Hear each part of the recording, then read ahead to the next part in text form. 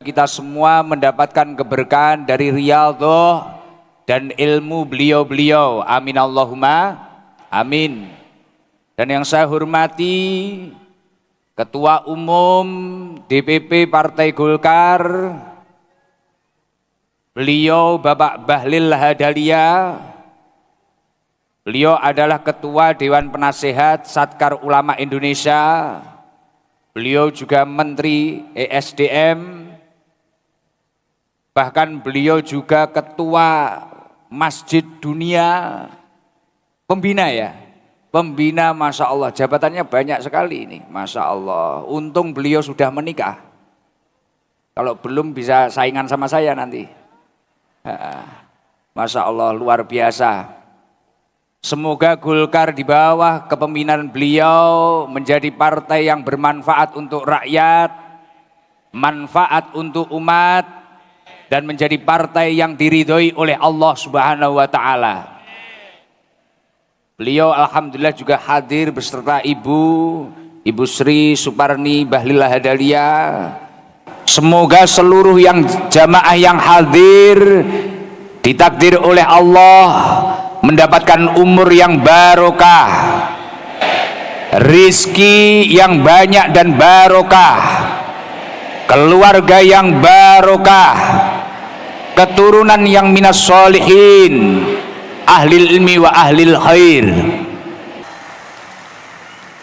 Dan alhamdulillah pertemuan kita dengan keadaan sehat wal afiyah, biqaulina alhamdulillahi rabbil. Sholawat serta salam semoga tercurahkan ke junjungan kita Nabi Agung Nabi Yuna Muhammad sallallahu alaihi wasallam. Semoga berkah kegiatan maulid malam hari ini kita semua ditakdir oleh Allah mendapatkan syafaat baginda Nabi Muhammad sallallahu alaihi wasallam. Amin Allahumma amin. Masya Allah, ini tadi padahal mulai sore itu hujan lebat terus. Saya dari Depok sudah hujan. Tadi malam saya izin Pak Ketum dari Depok, perjalanan ke sini sudah hujan, dari hotel hujan, Masya Allah. Tapi di gedung ini penuh, luar biasa, Masya Allah. Bahkan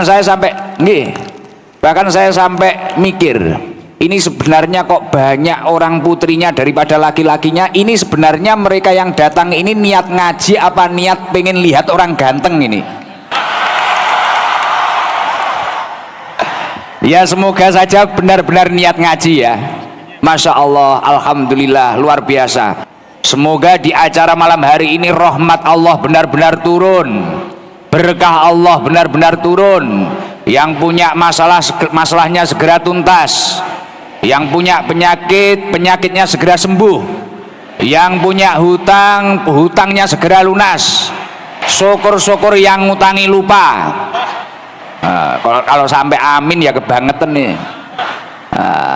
Maka dari itu sebelum kita ngaji lebih nyantai, lebih happy bareng-bareng bersama Pak Ketum dan seluruh jajarannya, mari biasanya izin Pak Ketum, saya itu kalau di rutinan di rumah setiap ngaji kita awali zikir agar hati seluruh yang hadir ini bisa hidup. Orang itu kalau hatinya hidup, mau dia itu ngaji, mau dia itu bekerja, mau dia itu ibadah, insya Allah kerjanya atau ibadahnya ini akan berkualitas. Az-zikru hayatul qalbi, zikir itu akan menghidupkan hati kita. Tapi orang kalau hatinya nggak hidup, mau kerja, mau ngaji, mau ibadah ya linglung. Ya seperti ini garangan-garangan Jakarta Timur ini mungkin. Nah, ketika sholat mungkin tiba-tiba lupa ini rokaat keberapa ini. Ketika ibu-ibu ngaji mungkin ya itu, kalau mungkin hatinya kosong kan ya gitu, mungkin pegang HP terus video gusikdam terus ternyata videonya belum kepencet. Lah itu biasanya yang kudung kuning itu. Lah maka dari itu agar pengajiannya nanti benar-benar masuk, benar-benar merasuk dan benar-benar membawa manfaat baik untuk diri saya sendiri maupun panjenengan semua yang hadir, mari kita awali zikir.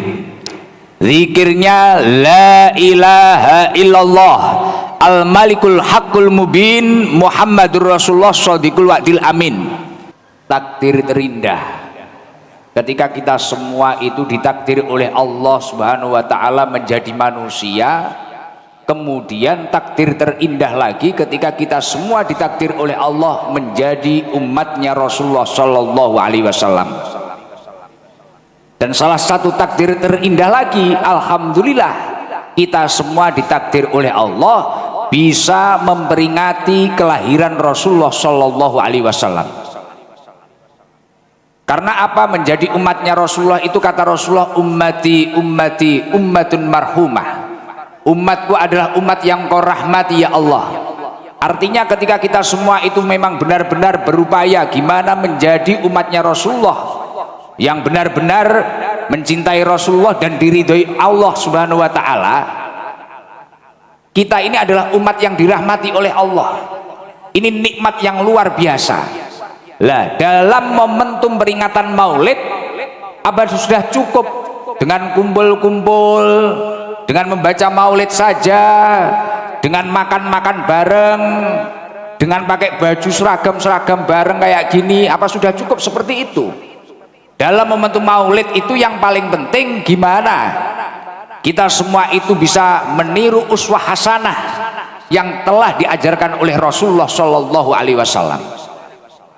Lah, untuk meniru uswah hasanah yang telah diajarkan oleh Rasulullah Shallallahu Alaihi Wasallam ini tidaklah mudah. Kita semua ini harus memulai dengan menyingkirkan sifat-sifat yang tidak baik di dalam diri kita, atau sifat-sifat makhluknya Allah yang memang tidak menyukai ketika manusia ini mengikuti Rasulullah Shallallahu Alaihi Wasallam. Jadi Allah Subhanahu wa taala itu memiliki makhluk yang namanya iblis.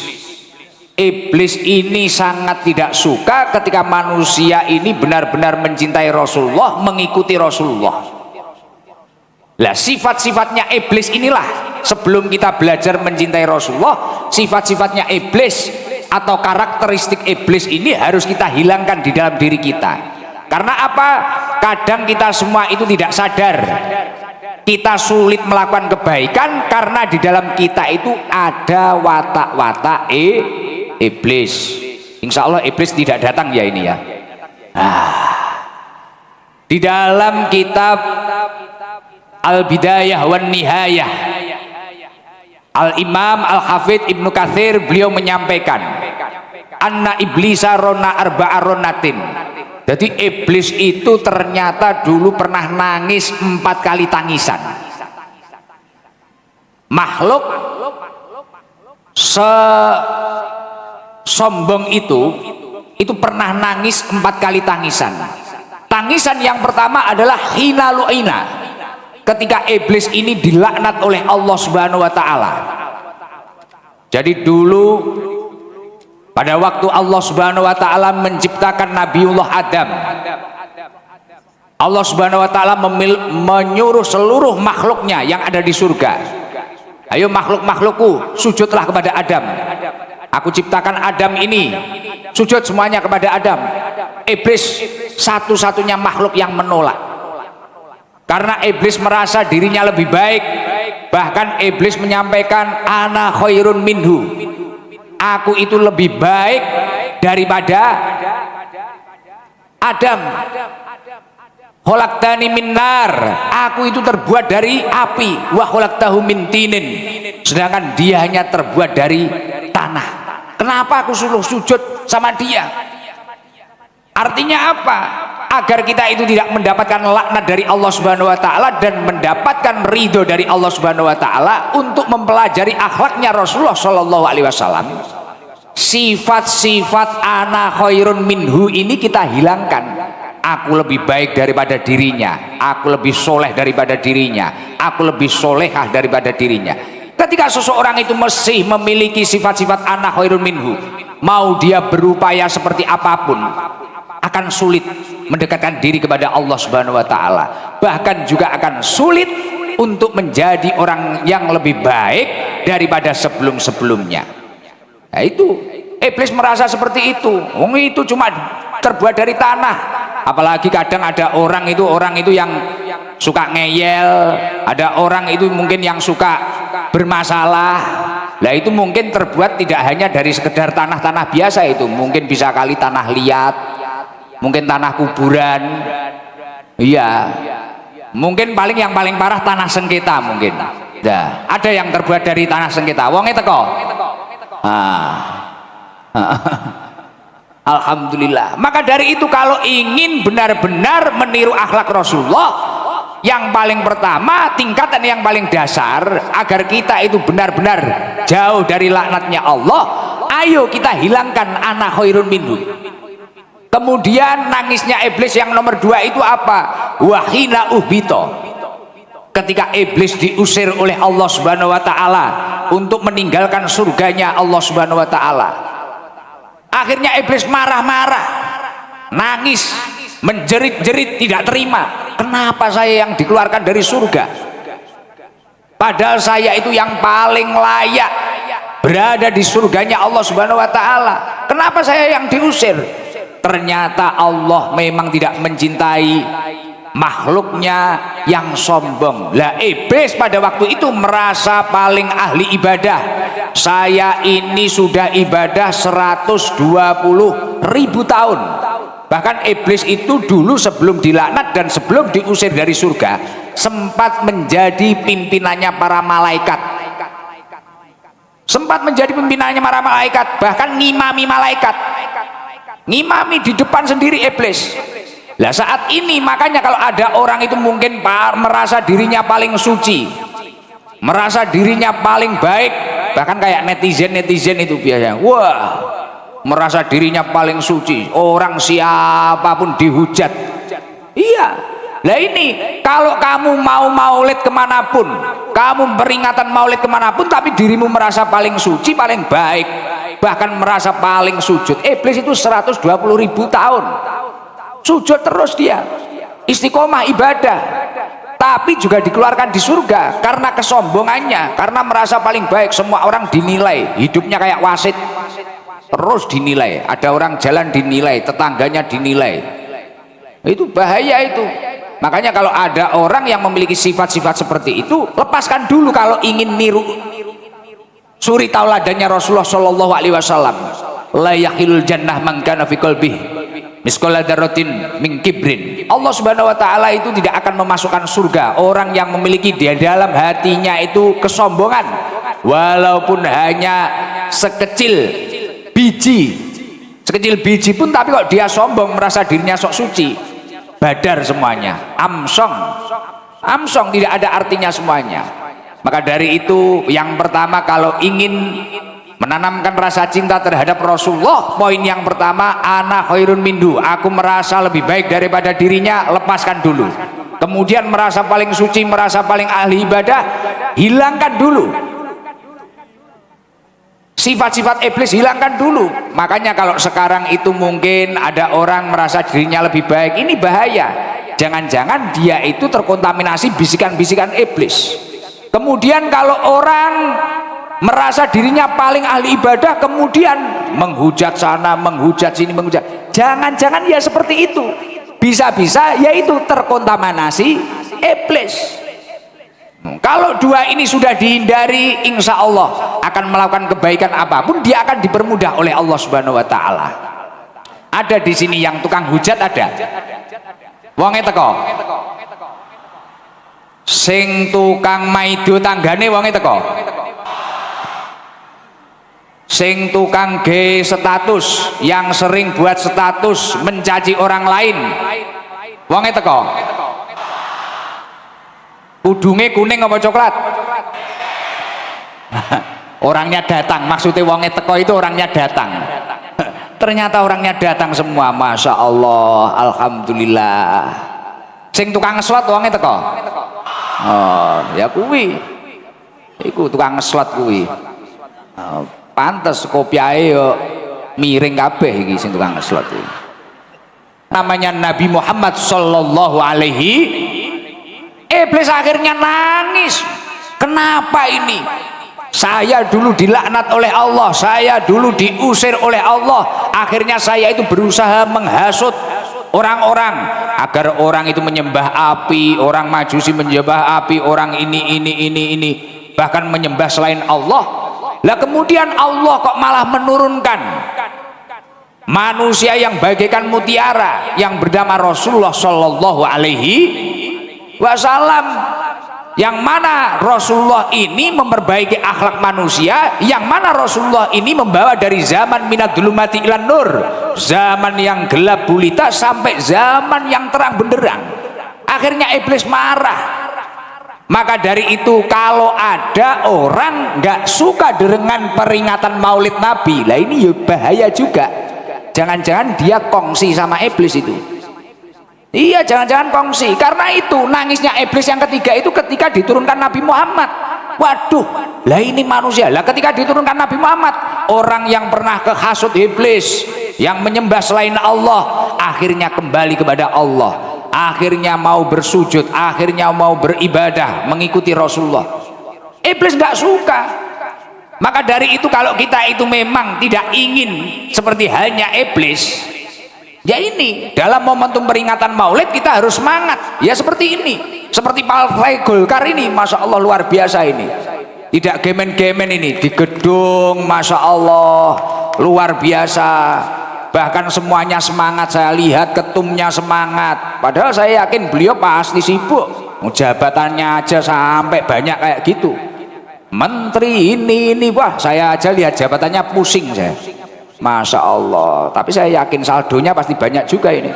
Wah, itu. Padahal beliau repot tapi menyempatkan waktunya. Ini semuanya saya lihat juga repot-repot. Masya Allah luar biasa ini.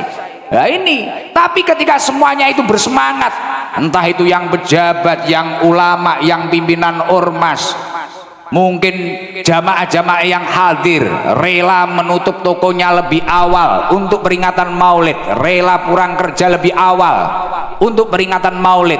Masya Allah, ini sejalan dengan apa yang didakwakan oleh Allah Subhanahu Wa Taala di dalam surat Yunus. Qul bi fadlillahi wa bi rahmatihi fabidzalika falyafrahu. Katakanlah dengan anugerah Allah, dengan rahmat Allah, yakni lahirnya Nabi Muhammad sallallahu alaihi wasallam, fabidzalika falyafrahu. Bahagialah atas kelahiran Rasulullah. Bahkan dulu itu Rasulullah itu punya saudara yang sampai akhir hayatnya itu tidak pernah iman terhadap Rasulullah, tidak pernah mengikuti syariatnya Allah Subhanahu Wa Taala. Hari-harinya Rasulullah itu dihujat, dibully. Jadi Rasulullah itu dulu punya paman. Jadi bahagia pada kelahiran Rasulullah ini membawa barokah, bahagia saja. Apalagi kalau mau mengeluarkan biaya, wah ini luar biasa. Saya yakin berkah Maulid ini Golkar pasti akan lebih jaya lagi. Loh itu pasti itu. Karena gini Pak Ketum, ini beneran mulai ngaji bener ini. Tadi belum, masih mukadimah tadi, sama belajar bahasa Indonesia. Saya itu agak sulit, bahasa Indonesia itu agak sulit. Karena biasanya kalau nggak Jawa, Inggris. Jadi di dalam Al-Quran itu kan disebutkan, Qul bi fadlillahi wa bi rahmatihi fabidzalika falyafrahu. Katakanlah dengan anugerah Allah, dengan rahmat Allah, fabidzalika falyafrahu. Bahagialah atas kelahiran Rasulullah, seneng, kamu harus bahagia. Lah dulu itu ada saudaranya Rasulullah, tidak pernah iman terhadap Rasulullah, tidak pernah mengikuti syariatnya Allah, tapi dia pernah bahagia pada kelahiran Rasulullah. Dia itu sampai selamat mendapatkan keringanan siksa kubur. Dalam alam kubur dia itu mendapatkan keringanan siksa kubur. Dia siapa? Bernama Abu Lahab. Abu Lahab itu sampai dinas di Al-Quran, dia itu di neraka itu selama-lamanya. Makanya di dalam surat Al-Lahab pernah baca enggak? Tabbat yada abi lahabi wa tab ma aghna anhu maluhu wa ma sayaslana rongdata wa lahabi wa mra'atu, sama istrinya. Jadi Abu Lahab sama istrinya ini setel 11 rolas 11 12, sama-sama wong angel bulet. Ini jangan sampai loh ada orang suami istri podo-podo angel ya, aja sampai loh ya, bahaya loh kayak Abu Lahab nanti. Loh Abu Lahab ini angel semua, suami angel, istri angel, pokoknya wes angel tenan Abu Lahab. Semisal ketemu nanti pulang ngaji tenan Abu Lahab. Langsung wis tak hujat habis-habisan paling. Paling sekarang nongkrong di Monas meneh. Abu Lahab kayak gitu. Suatu ketika Abu Lahab ini meninggal, hobinya tiap hari ngujat Rasulullah, ngujat terus. Rasulullah dicaci, dibully, istrinya juga gitu. Rasulullah mau jamaah dibesangi gitu apa? Kasih ranjau, duri kasih ranjau. Terus kemudian istrinya itu tiap hari keliling. Wah itu apa? Muhammad itu apa? Sesat itu Muhammad itu gini. Terus, begitu kan terus. Akhirnya Abu Lahab tiba-tiba meninggal. Setelah meninggal selang beberapa hari, keponakannya Abu Lahab ini bermimpi ketemu Abu Lahab. Abu Lahab itu babak belur gini wes, kayak orang banyak utangnya nggak bisa nyaur itu loh. Lah wes akhirnya babak belur. Tanya sama keponakannya dalam mimpi itu, Pak D, kenapa Pak D kok bisa kayak gini? Wah saya ini babak belur tiap hari sama malaikat diajar. Lah kok bisa seperti itu Pak D? Karena saya ini tidak pernah iman terhadap Nabimu Muhammad. Saya tidak pernah mengikuti Tuhanmu Allah. Ya ini tiap hari saya dipukuli terus sama malaikat. Loh kok bisa Pak D? Ya itu karena masalahnya itu. Tapi saya ini dapat keringanan. Lah kok bisa? Keringanan gimana Pak D? Setiap hari Senin malaikat-malaikat itu libur ngajar saya. Loh lah kok bisa? Wong biasanya libur itu hari Minggu, ini malah hari Senin. Loh kok gimana ceritanya itu Pak D kok bisa libur? Iya, setiap hari Senin itu bahkan malaikat libur, bahkan tidak hanya libur, di sela-sela jari Abu Lahab ini mengalir air bisa untuk minum setiap hari Senin. Kok bisa seperti itu? Gimana tuh Pak D?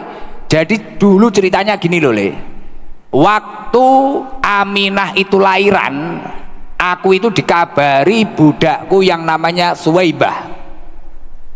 Jadi Abu Lahab itu punya budak namanya Suwaibah kemudian mengunjungi Abu Lahab. Abu Lahab, keponakanmu lahir, anaknya Aminah, namanya Muhammad, orangnya ganteng, Gus Ikdam saja kalah ganteng. Wes akhirnya langsung Abu Lahab keluar rumah, ayo kita kunjungi rumahnya Aminah. Langsung ke sana. Wah iya, keponakanku ganteng pol iki wis. Langsung Abu Lahab ini main ke pasar, seluruh orang di pasar itu dibelikan makanan semua. Suwaibah akhirnya dimerdekakan. Kemudian Abu Lahab masih sodakan, bahagia. Yaitu karena aku pernah bersodakoh, karena aku pernah bahagia atas kelahiran Nabimu Muhammad itu tadi, aku akhirnya mendapatkan keringanan siksa kubur. Lah apalagi seluruh jamaah yang hadir di sini, saya yakin jenengan iman sudah punya, Anda iman sudah punya, Islam sudah. Kemudian jenengan juga bahagia memperingati Maulid Nabi Muhammad. Saya yakin tidak hanya selamat siksa kubur, tapi insya Allah menjadi ahli surganya Allah Subhanahu Wa Taala. Amin Allahumma amin.